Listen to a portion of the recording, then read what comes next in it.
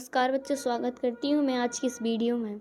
अपन को क्या बनना है, एड ग्रेड अभ्यास जो पुस्तक मिली है आपको स्कूल से, उसका संपूर्ण हल बताऊंगी मैं इसी वीडियो में। ठीक है, कक्षा 5 की है और ये ठीक है, तो आप इसी में से कर लीजिएगा। हिंदी रहेगी, इंग्लिश, पर्यावरण भी रहेगी, गणित, ये सब सब्जेक्ट आपके इसमें रहेंगे। तो आपको अच्छे से इसमें से भर लेना है। मैं हर सब्जेक्ट की वीडियो डालूंगी, इसीलिए आप मेरे चैनल को सब्सक्राइब और लाइक कर लेना। ठीक है, तो चलिए इसी प्रकार अपन देखते हैं क्या किसकी देखना है। आज अपन को हिंदी की वीडियो देखनी है। ठीक है, तो चलिए हिंदी की देखते हैं। हिंदी की देखना है। हिंदी के में पाठ 10 है अपना। कौन सा है? पाठ 10 है और इसका नाम है नीति के दोहे। क्या है? नीति के दोहे। चलिए तो इसका प्रश्न पहला अपन देखते हैं। प्रश्न पहले में क्या पूछा है? जाके हृदय साच है ताके हृदय आप, पंक्ति में आप किसे कहा गया है? किसे पंक्ति है ना जो, इसमें आप किसे कहा गया है? इसका दुआ क्या है? जाके हृदय साच है ताके हृदय आप। जो पंक्ति है ना उसमें आप किसको कहा गया है? तो इसका उत्तर हो जाएगा भगवान जी को। किसको? भगवान को आप कहा गया है इस पंक्ति में। ठीक है, फिर दूसरा क्वेश्चन। दूसरे क्वेश्चन में क्या पूछा है? सिल शब्द का हिंदी मानक रूप लिखिए। जो सिल है ना उसका हिंदी मानक रूप क्या होगा? इसका उत्तर होगा सिल का हिंदी मानक रूप शिला हो जाएगा। क्या हो जाएगा? शिला। ठीक है, इसी प्रकार अपन तीसरे क्वेश्चन पे चलते हैं। तीसरे क्वेश्चन में क्या पूछा गया है? बोला क्रिया शब्द से एक वाक्य बनाइए तथा उसमें आई सहायक क्रिया को भी रेखांकित कीजिए। तो इसका उत्तर हो जाएगा मुझसे उसने झूठ बोला। क्या हो जाएगा? मुझसे उसने झूठ बोला। इसी प्रकार अपन चलते हैं चौथे क्वेश्चन की ओर। चौथे क्वेश्चन में क्या पूछा है? निम्न के शब्दों में हिंदी मानक रूप लिखिए। जो हिंदी मानक रूप हैं इनको इन शब्दों में लिखना है। ठीक है, तो क्या है? पहला लोन हिंदी मानक रूप। इसका हिंदी मानक रूप क्या हो जाएगा? नमक। लोन का हिंदी मानक रूप है ना जो, वो नमक है। और जो सुजान का हिंदी मानक रूप क्या है? विद्वान। और रसरी हिंदी मानक रूप रस्सी। रस्सी को रसरी बोलते हैं। ठीक है, और उसका हिंदी नामक रूप है वो क्या है? वही तो रस्सी है। रसरी का हिंदी नामक रूप है जो रस्सी है। ठीक है, और जो कागा का हिंदी मानक रूप है वो कौआ है।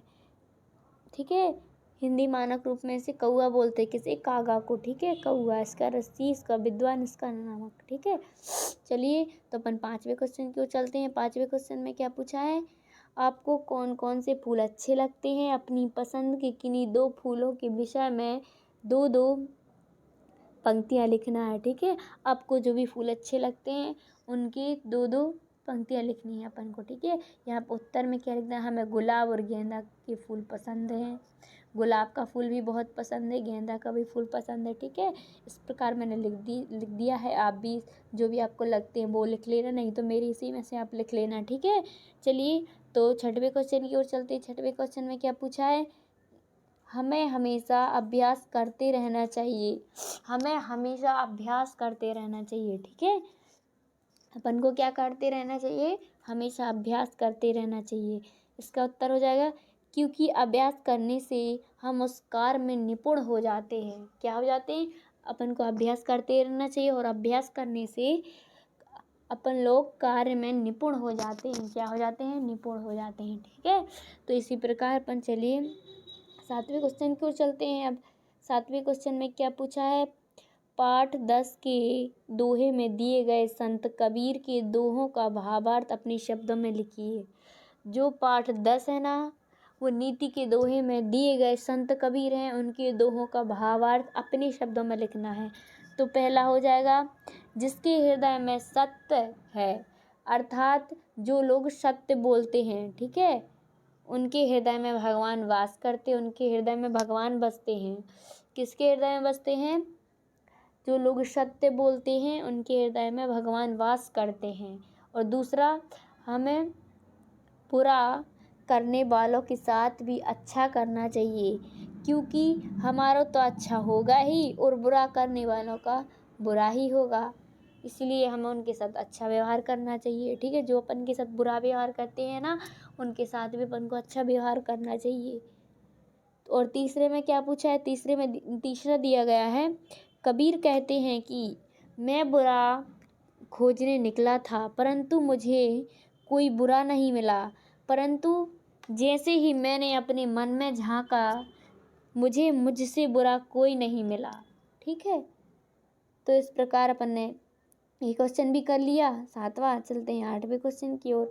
8वें क्वेश्चन में क्या पूछा है? 8वें मूल्यांकन। ठीक है, 8वां मूल्यांकन। मूल्यांकन में क्या है?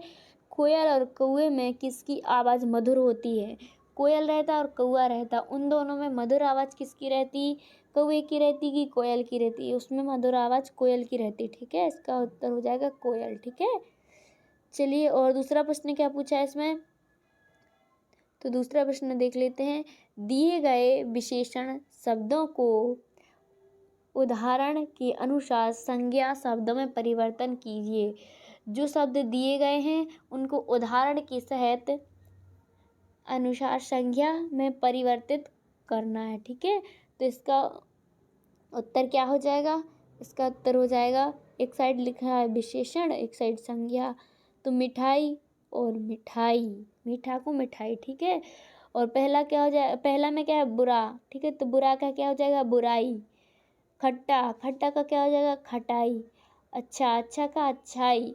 तरुण, तरुण का तरुणी। ठीक है, तो इस प्रकार अपन का तीसरा क्वेश्चन भी हो गया है। चलिए दूसरा क्वेश्चन हो गया, तीसरे पे चलते हैं। ठीक है, तीसरे में क्या पूछा है? निम्नलिखित पंक्तियों के कवि का परिचय देते हुए भावार्थ लिखिए। कोयल कादी देत है, कागा का सो लेत, तुलसी मीठे बचनते, जग अपनो कर लेत। तो इसका उत्तर लिखना है, क्या हो जाएगा? यह दोहा कवि तुलसीदास ने लिखा था। किसने लिखा था? ये दोहा है जो कवि तुलसीदास जी ने लिखा था। ठीक है, इसका भावार्थ है कि कोयल और कौआ किसी से कुछ ना लेते ना देते, पर उनकी वाणी ही प्रभावित करती है। ठीक है, ना किसी से कुछ लेते ना किसी को कुछ देते, और उनकी वाणी है ना जो वही प्रभावित करती है। ठीक है, इस प्रकार अपना ये 10वां क्वेश्चन, 10वां पार्ट था ना जो, ये कंप्लीट हुआ। तो थैंक यू, और मेरे चैनल को सब्सक्राइब कर लेना। और अच्छे से इसमें मैं एक बार फिर से दिखा दे रही हूँ, आप पॉज करके इसको लिख लेना। ठीक है, और मेरी